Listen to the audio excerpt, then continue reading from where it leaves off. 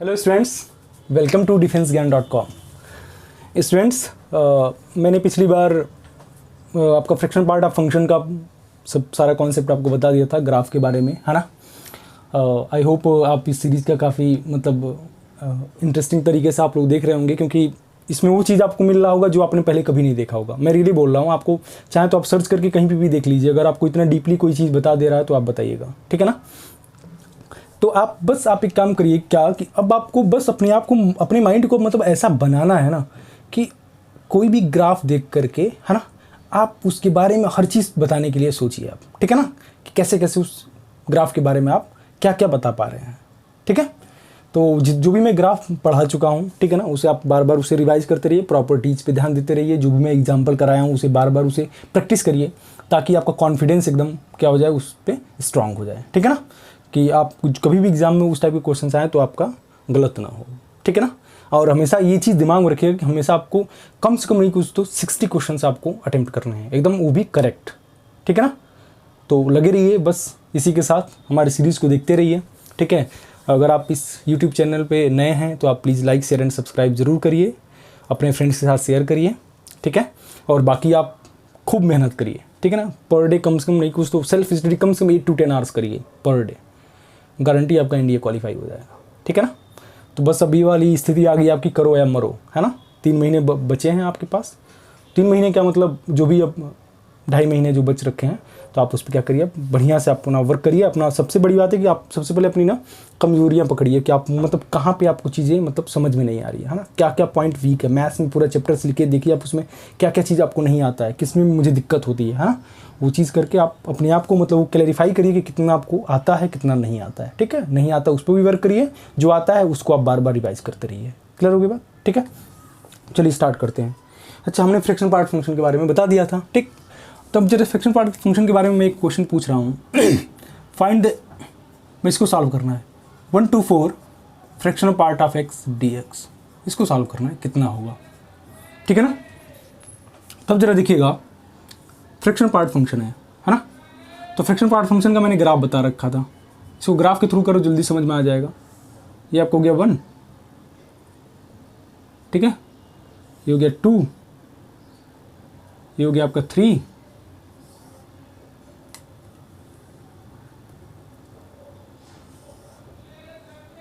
ये हो गया आपका 4,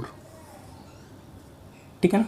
कहाँ तक एरिया निकालना है, 1 से 4, 1 से 4 तक का एरिया निकालना है। ये तो हुआ इसका मतलब 1 से 4 तक का एरिया। अच्छा बेटा, ये कितना है, 1 है, ठीक है। अब हमें क्या निकालना है, यहाँ से 1 से 4 इसका एरिया निकालना है, 2 3 4, मतलब इस वाले पोर्शन का एरिया प्लस इस वाले पोर्शन का एरिया प्लस इस वाले पोर्शन का एरिया, ये तो निकालना है।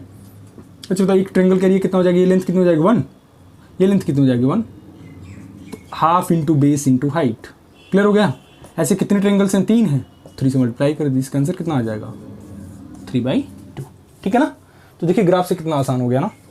क्लियर हो गई बात, ठीक है। तो ग्राफ से भी अभी इसको हम लोग इस टाइप के क्वेश्चंस को डेफिनेट इंटीग्रेशन में करेंगे, इसलिए मैं बार बार ज़्यादा ये सब चीज़ों पे फोकस नहीं कर रहा हूँ। मैं चाह रहा हूँ कि बस आपको बेसिक कॉन्सेप्ट पता चल जाए, ठीक है ना। जो भी ग्राफ हम लोग पढ़ रहे हैं उस ग्राफ से रिलेटेड आपके सारे कन्फ्यूजन दूर हो जाए, ठीक। अच्छा, नेक्स्ट जो पीस वाइज फंक्शन आता है वो आपका आता है आपका सिग्नम फंक्शन, ठीक है। नाम आपने पहली बार शायद सुना होगा, बाकी 11th में भी आपने सुना होगा। लिखिए सिग्नम फंक्शन। सिग्नम फंक्शन क्या होता है, सिग्नम फंक्शन, ठीक है ना। तो सिग्नम फंक्शन को एक्सियन लिखते हैं। सिग्नम ऑफ एक्स क्या होता है, सिग्नम ऑफ एक्स जो होता है आपका 1 कब होता है, जब x आपका 0 से बड़ा होता है। 0 कब होता है, जब x आपका 0 के इक्वल होता है।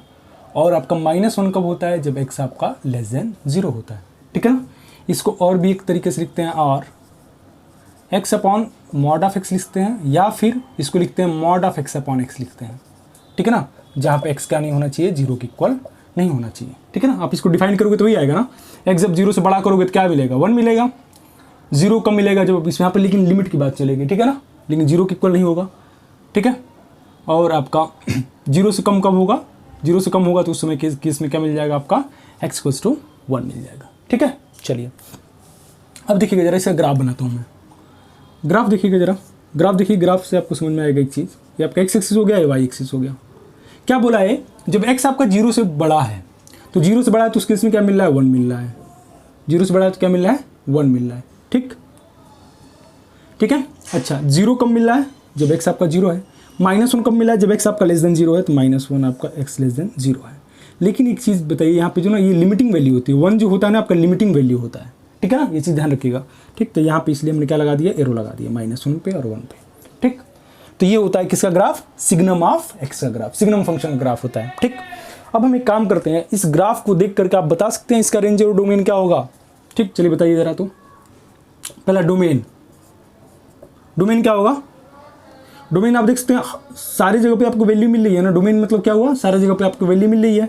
ठीक है, तो डोमेन बिलोंग्स टू क्या हो जाएगा, रियल नंबर हो जाएगा। सेकंड, रेंज बताइए, रेंज मतलब ग्राफ आपको कहाँ पे मिल रहा है यार, वैल्यू क्या क्या मिल रहा है, जीरो मिल रहा है, सॉरी -1 मिल रहा है, जीरो मिल रहा है और 1 मिल रहा है। तो इसका रेंज कितना हो जाएगा, -1 होगा, 0 होगा और क्या होगा, 1 होगा। ठीक है। अच्छा ये थर्ड, ये फंक्शन क्या होगा, डिसकंटिन्यूअस होगा, नॉन डिफरेंशिएबल होगा, कहाँ पे, एट एक्स इक्वल्स टू 0 पे। क्यों कि 0 पे आपका ग्राफ क्या हो रहा है, जंप हो रहा है ना, 0 पे देखिए ग्राफ जंप कर गया, तो मैं क्या बोलूंगा, discontinuous and non differentiable at X equals to 0। ठीक है ना। अच्छा, ये फंक्शन किसी के अलॉन्ग सिमेट्रिक नहीं है। ठीक है, तो इसलिए क्या होगा आपका, neither even nor odd function हो जाएगा, neither even nor odd function हो जाएगा। ठीक। अच्छा, अगला, ये ग्राफ रिपीट नहीं कर रहा है, इसलिए क्या होगा आपका, ये नॉन पीरियोडिक होगा। क्या होगा, नॉन पीरियोडिक। क्लियर होगी बात। ठीक है, तो आप इस ग्राफ को दिमाग में बैठा कर रखिएगा कि सिग्नम ऑफ एक्स जो होता है वो आपका ग्राफ ऐसा बनता है। ठीक, अब यहाँ से एक चीज़ और मैं डिफाइन कर देता हूँ, क्या, देखिए जरा ध्यान से। अब मैं यहाँ पे एक चीज़ बताने जा रहा हूँ, अगर मैं पूछूँ सिग्नम ऑफ 5 की वैल्यू कितनी होगी, सिग्नम 5 की वैल्यू, सिग्नम 5 का मतलब 5 क्या है, पॉजिटिव है ना, तो क्या बोला है, जब x आपका 0 से बड़ा होगा, 0 से बड़ा का मतलब क्या होगा, पॉजिटिव क्वांटिटी हो गया, तो पॉजिटिव क्वांटिटी होगी तो उसके लिए कितनी आएगी हमेशा 1। ठीक है, वही बात समझ में। सिग्नम ऑफ 100 की वैल्यू कितनी हो जाएगी बेटा, 1। ठीक है ना। सिग्नम ऑफ -3 की वैल्यू कितने किस बराबर हो जाएगी, -1, क्योंकि जब x आपका लेस देन जीरो मतलब नेगेटिव हो गया, तो कितना हो गया, -1। ठीक है ना। सिग्नम ऑफ -19 की वैल्यू किस बराबर हो जाएगी, -1। समझ आ गई बात। ठीक है। अच्छा, अब यहाँ पे जरा एक क्वेश्चन देखिएगा, जरा ध्यान से क्वेश्चन देखिएगा जरा, ग्राफ के थ्रू। अगर मैं ये इसको इंटीग्रेशन में पूछता हूँ, इंटीग्रेट करो -1 से 20 सिग्नम ऑफ x dx, कितना होगा। ठीक है ना, -1 से 20 सिग्नम ऑफ x dx कितना होगा। ठीक है, तो आप एक काम करेंगे, इसको ग्राफ के थ्रू करेंगे। -1 का मतलब ये हो गया, 20 से ये हो गया।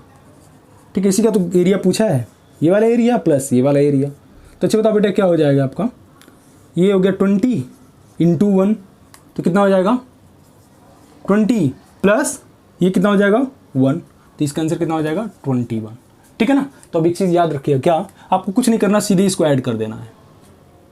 ठीक है ना, शॉर्टकट याद रखिएगा, क्या, -1 से 20 पूछा है, सिग्नम ऑफ x dx, तो इसका आंसर कितना हो जाएगा 20 + 1, कितना हो गया आंसर 21। इसका एरिया कितना हो जाएगा 21 स्क्वायर यूनिट। ठीक है, तो क्वेश्चन कैसा भी पूछ सकता है, इसलिए मैं क्या कर रहा हूँ, सारी चीज़ों को मैं टच करते हुए चल रहा हूँ, ताकि कहीं से भी पूछ दे तो आपको कभी भी कोई दिक्कत ना हो। कितना भी टफ पेपर बन जाए, आप गारंटी है कि मतलब 70 to 80% क्वेश्चन आप अटेम्प्ट करके जरूर आ जाओगे। ठीक है, चलिए अब आता है ग्राफ ऑफ पॉलिनोमियल्स। ठीक, यहाँ तक हमने पीस वाइज फंक्शन सारे खत्म कर लिया हमने। ठीक है ना, पीस वाइज फंक्शन सारे खत्म कर लिया। ठीक, अब आता है आपका graph of polynomial function.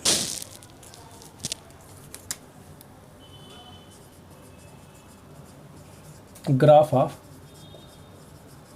Polynomials, ये भी बहुत इंपॉर्टेंट है, ये आपका अलजेब्रा का भी काम करेगा, क्वाड्रेटिक वाला भी। ठीक है ना, और बाकी आपका कैलकुलस में भी काम करेगा। देखिएगा कैसे पॉलिनोमियल्स का, मैंने कोई सा भी पॉलिनोमियल ले लिया, सबसे पहले मैं क्वाड्रेटिक के बारे में सब कुछ बता देता हूँ। ax² + bx + c, जहाँ पे a ≠ = 0। ठीक है, मैंने क्या, एक क्वाड्रेटिक पॉलिनोमियल ले लिया और उसका ग्राफ मैं बताने जा रहा हूँ कैसे उसको ट्रेस करते हैं। ठीक है, तो पहली चीज़ देखिएगा जरा, यहाँ पे जरा ध्यान से, सबसे बड़ी बात, सबसे इंपॉर्टेंट चीज़ क्या है वो मैं बता दे रहा हूँ। आप जब इसको परफेक्ट स्क्वायर में बनाओगे ना, ठीक है, तो कुछ इस फॉर्म में आएगा, और मैं वो चीज़ में दिखाऊंगा नहीं, क्योंकि यार बहुत काफ़ी लंबा प्रोसेस है। ठीक है, तो मैं जो इंपॉर्टेंट है वो चीज़ मैं बता देता हूँ क्या होता है बेसिकली। ठीक है, यहाँ पे A X square plus B X plus C की बात कर रहा है, तो यहाँ पे क्या हो रहा है, क्वाड्रेटिक इक्वेशन टाइप की आ रही है, मतलब क्वाड्रेटिक एक्सप्रेशन ही है। तो इसका मतलब इसका जो ग्राफ बनेगा ना वो क्या होगा, एक पैराबोला बनता है।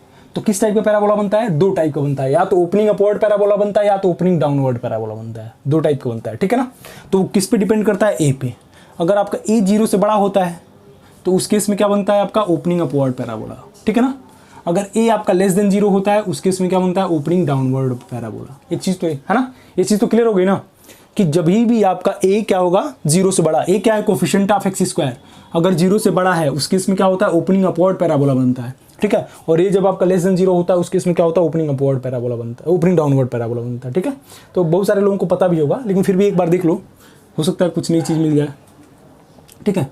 वर्टेक्स के कोऑर्डिनेट आपको याद रखने हैं, सबसे जो इंपॉर्टेंट चीज़ है। वर्टेक्स क्या होता है आपका, -b/2a, -d/4a, ठीक है, याद रखिएगा। जहाँ पे d आपको पता ही होगा, d कितना होता है बेटा, b² - 4ac, वही डिस्क्रिमिनेंट वाला d है, ठीक है ना। अच्छा, यहाँ पे भी वही वर्टेक्स होगा, -b/2a, -d/4a, ठीक है, -b/2a, -d/4a, ठीक। चलिए अब देखिएगा जरा यहाँ पे, अब मैं यहाँ से एक चीज़ बता सकता हूँ क्या, कि हमें एक चीज़ तो दिमाग में रख लेना है कि कोई सा भी क्वाड्रेटिक एक्सप्रेशन दिया होगा, ठीक है ना, वो हमेशा क्या बनेगा, opening upward parabola, opening downward parabola. अब इससे एक जनरलाइज कर देता हूँ कि किसी भी पॉलिनोमियल का ग्राफ सिर्फ लीनियर वाले को छोड़ के, लीनियर मीन्स y = x जो क्या था, आइडेंटिटी फंक्शन था, उसका ग्राफ क्या बन रहा था, एक स्ट्रेट लाइन बन रहा था ना, तो उसको छोड़ करके बाकी जितने डिग्री का पॉलिनोमियल होगा, x² x³ x⁵ x⁴ नहीं, ठीक है ना, 4 6 जितना भी पावर हो, सबका ग्राफ क्या बनेगा, एक ओपनिंग अपवर्ड या फिर ओपनिंग डाउनवर्ड पैराबोला टाइप का ही बनता है, कभी भी स्ट्रेट लाइन नहीं बनता है। एक चीज़ ये दिमाग में बैठा लेना, ठीक है। चलिए अब देखिए जरा, अब इस ग्राफ को देख के आप क्या बता सकते हैं, ठीक है ना, इस ग्राफ को देख के आप क्या बता सकते हैं। मैं एक यहाँ सबसे इंपॉर्टेंट चीज़ बता दे रहा हूँ क्या, कि अगर कोई सा भी क्वाड्रेटिक एक्सप्रेशन की बात कर रहा है वो, तो यहाँ पे जरा बताइए, यहाँ पे इसकी तो सबसे मिनिमम वैल्यू होगी ना, ठीक है ना। अगर मैं पूछूं कि इसका रेंज कितना होगा, ए जब 0 से बड़ा है तो उसका रेंज कितना होगा, ठीक है ना। रेंज का मतलब क्या होगा, वैल्यू ऑफ वाई। यहाँ पे जो सबसे मिनिमम वैल्यू है कितना हो रही है यार, -d/4a हो रही है कि नहीं, तो रेंज में बोलूँगा क्या कि -d/4a से कितना हो जाएगा बेटा, इन्फिनिटी होगा, ठीक। मिनिमम वैल्यू कितना लेगा, -d/4a लेगा, और मैक्सिमम कितना जाएगा, इन्फिनिटी तक जाएगा कि नहीं, क्योंकि यार y की वैल्यू तो ऐसे चलती जाएगी ना, कहाँ तक जाएगा, +∞ तक जाएगा ना, ठीक। रेंज का मतलब क्या होता था, मैं बताते हुए आ रहा हूँ कि रेंज का मतलब क्या होता है, वैल्यू ऑफ y। तो यहाँ पे देखो x कोऑर्डिनेट कितना है, -b/2 है, और y कोऑर्डिनेट कितना है, -d/4a, तो हमेशा y कोऑर्डिनेट लेंगे, ठीक है ना। तो इसकी मिनिमम वैल्यू कितनी हो जाएगी, -d/4a, और मैक्सिमम वैल्यू कितनी हो जाएगी, इन्फिनिटी। कब, जब a आपका 0 से बड़ा होगा, ठीक। यहाँ पे आ जाओ, यहाँ पे आ जाइए जरा, यहाँ पे मैं इसकी रेंज की बात करूँ तो ये रेंज में देखो जरा बेटा, ये मैक्सिमम जा रहा है ना, मैक्सिमम कितना जा रहा है, -d/4a, और मिनिमम कितना जा रहा है, -∞। तो मैं क्या लिखूंगा, रेंज बिलोंग्स टू -∞ से -d/4a। क्लियर होगी बात। तो ये चीज़ आपको नोट कर लेना है, ठीक। इसको आप दिमाग में बिठा लेना, किसी भी क्वाड्रेटिक एक्सप्रेशन का अगर a 0 से बड़ा है तो उसकी मिनिमम वैल्यू कितनी हो जाएगी, -d/4a, ठीक, और मैक्सिमम वैल्यू कितनी हो जाएगी, इन्फिनिटी, ठीक। और किसी भी क्वाड्रेटिक एक्सप्रेशन का अगर a नेगेटिव है उस केस में उसका मिनिमम वैल्यू कितना हो जाएगा, -∞, और मैक्सिमम वैल्यू कितनी हो जाएगी, -d/4a। क्लियर होगी बात। अब मैं इस पे क्वेश्चन बता रहा हूँ, देखो बेटा क्वेश्चन हमेशा पूछते रहता है इस टाइप के, है ना, रेंज निकालने के लिए। तो अब यहीं से मैं क्लियर कर देता हूँ आपको, ठीक है। तो मैं एक काम करता हूँ, यहाँ पे एक एग्जाम्पल ले लेता हूँ।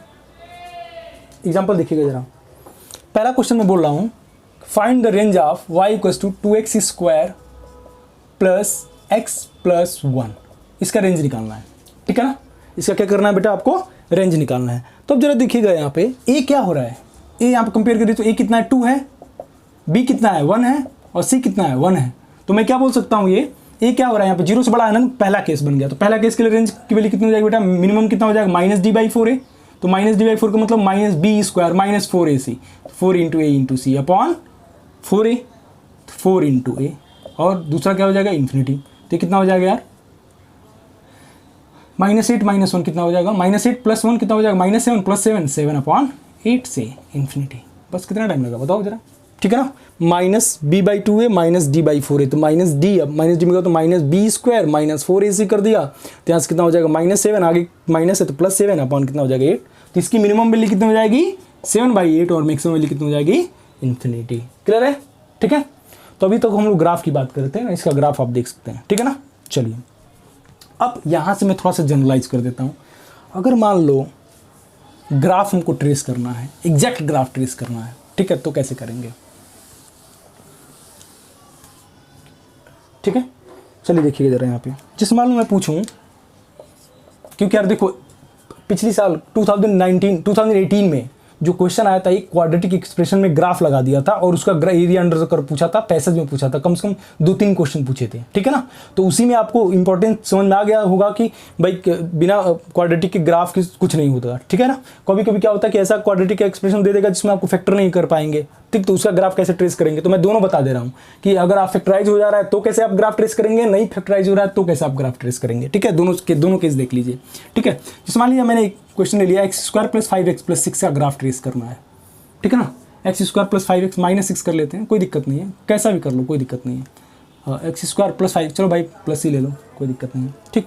यहाँ पर देख सकते हैं अभी फैक्टराइज हो जा रहा है ना, फैक्टराइज करके क्या लिखेंगे बेटा, x + 2 x + 3, ठीक है ना। अब देखिए इसका ग्राफ कैसे ट्रेस करते हैं, बहुत आसानी से आप बहुत ग्राफ ट्रेस कर सकते हैं। देखिएगा जरा यहाँ पे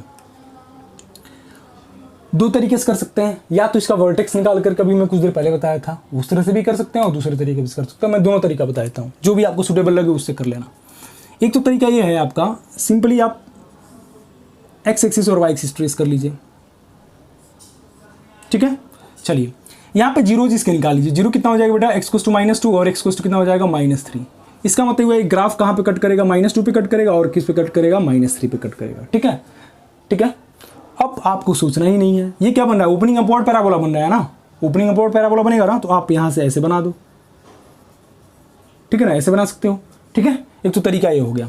अच्छा अब एक चीज़ और, अगर मैं इसी की बात करूँ दूसरे तरीके से बनाने के लिए, तो कैसे बनाओगे, देखिएगा जरा, y = x² + 5x + 6 है, इसका वर्टेक्स निकालो, वर्टेक्स कितना होता है बेटा, -b/2a, -d/4a। तो -b/2a, -d/4a का मतलब -b कितना 5/2a, तो 2 -d का मतलब b², तो b² कितना होगा 25 - 24 हो जाएगा, तो 1 हो गया, 1 कितना हो जाएगा 4, ठीक है ना। वर्टेक्स किस क्वाड्रेंट में आ गया, थर्ड क्वाड्रेंट में आ गया, ठीक है।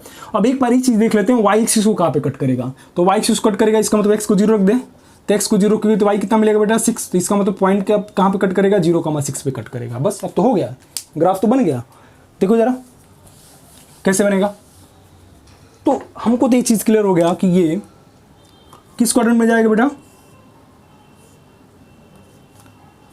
थर्ड क्वाड्रेंट में, -5/2, -5/2 का मतलब -2.5, तो -2.5 -1 ये रहा, -2 ये रहा, -2.5 ये रहा, ठीक है ना, -2.5, तो -2.5 पे ये रहा, और कहाँ पे जाएगा, -1/4, -1/4 का मतलब -0.25, ठीक है ना। ये हो गया आपका वर्टेक्स, मतलब क्या कि यहाँ से तो आपका घूमेगा। अब क्या आपके जीरोस पता ही है, जीरोस का आप मिल रहा है -2 पे मिल रहा है, और क्या मिल रहा है, -3 पे मिल रहा है, तो जीरोस निकाल दिया, तो अब यहाँ से आप एग्जैक्ट ग्राफ ट्रेस कर सकते हैं, ठीक है ना। तो ये देखिए आपका ग्राफ ऐसे जा रहा है, लेकिन आप इसमें बोला है ना कि ये कहाँ पे कट कर रहा है, 0,6 पे, तो 0,6 का मतलब ये ग्राफ जाएगा ऐसे कुछ, थोड़ा सा मैं इसको वो बना दे रहा हूँ थोड़ा सा, है ना, ये आपका ग्राफ कुछ ऐसे जाएगा और कहाँ पे कट करेगा, 0,6 पे कट करेगा, ये -2 पे हो जाएगा। क्लियर होगी बात ना, ठीक है। तो जहाँ पे फैक्टर हो जा रहा है वहाँ पे तो आराम से कर ले जाओगे, लेकिन जो फैक्टर नहीं हो रहा है उसको कैसे करोगे, ठीक है, उसको भी आप ऐसी इसी मेथड्स करना, वर्टेक्स निकाल देना, और वर्टेक्स निकाल के x को 0 रख देना, y निकाल देना और देख लेना कहाँ पे कट कर रहा है, तो एक आपका y कोऑर्डिनेट वाला मिल जाएगा, ये पॉइंट मिल जाएगा, और एक कहाँ पे टर्न हो रहा है वो मिल जाएगा, बस दोनों को मिला करके आपको यहाँ से पता चल जाएगा कि x² का कोफिशिएंट अगर 0 से बड़ा है तो ओपनिंग अपवर्ड पैराबोला बना देना, और x² का कोफिशिएंट अगर नेगेटिव है तो ओपनिंग डाउनवर्ड पैराबोला बना देना, बस हो गया, ठीक है ना। तो अभी नहीं, मैं जब एरिया अंडर कर्व जब कराऊंगा तो वो सब सारे क्वेश्चंस में डिस्कस करूंगा, ठीक है, उसमें आपको इंपॉर्टेंसी उसकी पता चल जाएगी कि यार कि ग्राफ मेरे लिए कितना ज़्यादा बेनिफिशियल था, ठीक है ना, समझ में आ गई बात। चलिए अब जरा इसी क्वेश्चन को मैं थोड़ा सा चेंज कर देता हूँ, पॉलिनोमियल में ही अगर मैं ये पूछूँ इसका ग्राफ कैसा होगा, देखिएगा जरा ध्यान से, क्वेश्चन ये पूछूँ कि y = x, x - 1, x - 2, इसका ग्राफ ट्रेस करना है, ठीक है ना। इसका ग्राफ कैसे ट्रेस करेंगे, ठीक है।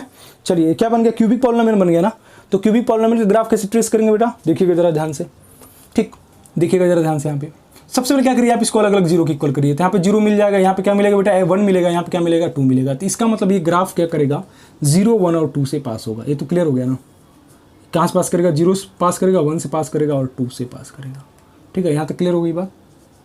चलिए अब देखिएगा जरा ध्यान से, अब जरा ध्यान से दीजिएगा, ये ग्राफ इधर से जीरो से आप ऐसे भी जा सकता है, ऐसे भी जा सकता है, ना, कैसे भी जा सकता है, इधर से भी जा सकता है, यहाँ पे ऐसे ऊपर से आएगा, ठीक है, और या तो यार नीचे से आ सकता है। तो ये कैसे पता कि यार जीरो पहले ऊपर जाएगा कि नीचे से जाएगा? तो आप क्या करिए ना, जीरो से पहले कोई सा वैल्यू ले लीजिए, -1 ले लीजिए। तो जरा बताइए एक्स को जब -1 रखते हो, यहाँ पर रखो, जरा एक्स को -1 रखो, तो क्या आ जाएगा? नेगेटिव आएगा।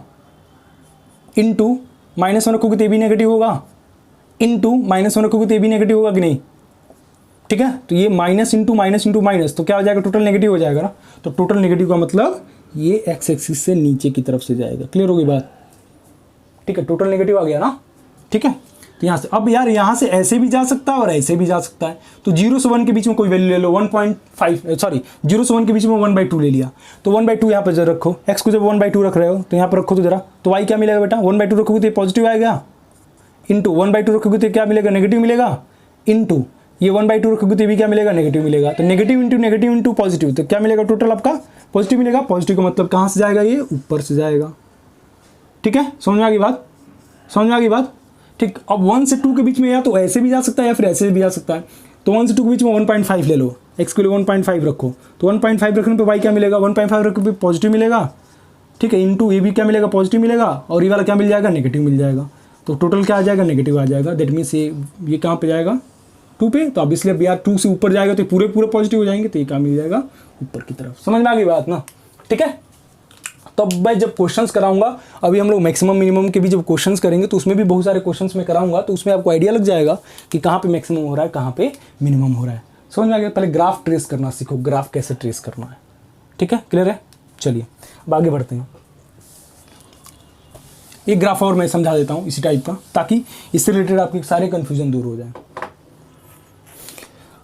अगला ग्राफ है y = x² x+1 x-3, इसका ग्राफ ट्रेस करना है। ठीक है ना? तो यहाँ पे आप तो ये नहीं कहोगे ना इसके 4 रियल रूट्स होंगे, ये तो क्लियर है, ये तो कह सकते हो ना कि 4 रियल रूट है, लेकिन 0 क्या होगा? रिपीटेड रूट होगा। 0 क्या होगा? आपका रिपीटेड रूट होगा ना, मतलब वहाँ पे आपका मतलब जीरोज आपके क्या मिलेंगे? इक्वल हो जाएंगे। ठीक है ना? चलिए, तो वैल्यूज क्या मिल जाएगा बेटा? बता दो। 0 मिल गया, यहाँ से क्या मिलेगा? -1 मिलेगा, यहाँ से क्या मिलेगा? आपका 3 मिलेगा। ठीक है, तो इसका मतलब ये जो ग्राफ है वो कहाँ से पास होगा? एक तो आपका -1 से पास होगा, दूसरा कहाँ से पास होगा? 0 से पास होगा, तीसरा कहाँ से होगा? आपका 3 से पास होगा। ठीक है ना? चलिए अब जरा ध्यान दीजिएगा, यहाँ पे ध्यान दीजिएगा जरा। अब मैं क्या कर रहा हूँ, -1 से पहले ग्राफ हमारा ऐसे भी जा सकता है, ऐसे भी जा सकता है।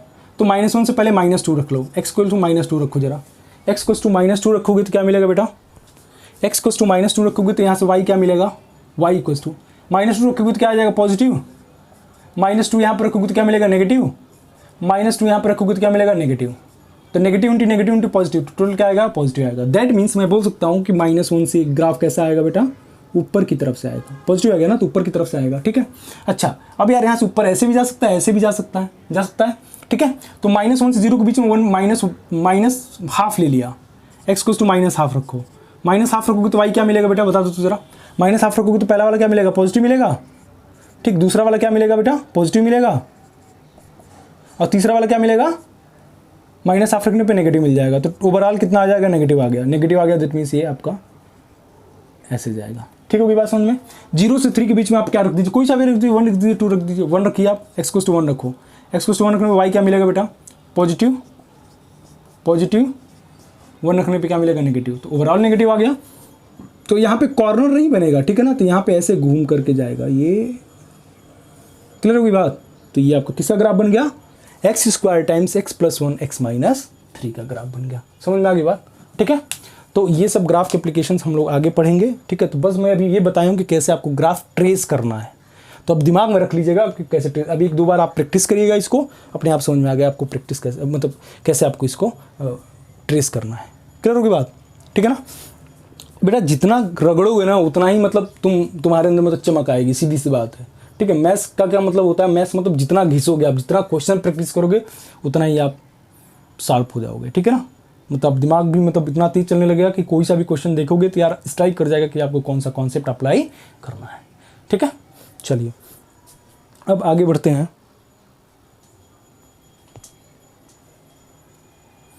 अब एक काम करता हूँ मैं, तो इस पर थोड़ा सा देखता हूँ, अगर कोई क्वेश्चन है तो क्वेश्चन कराता हूँ, अदरवाइज आगे बढ़ता हूँ।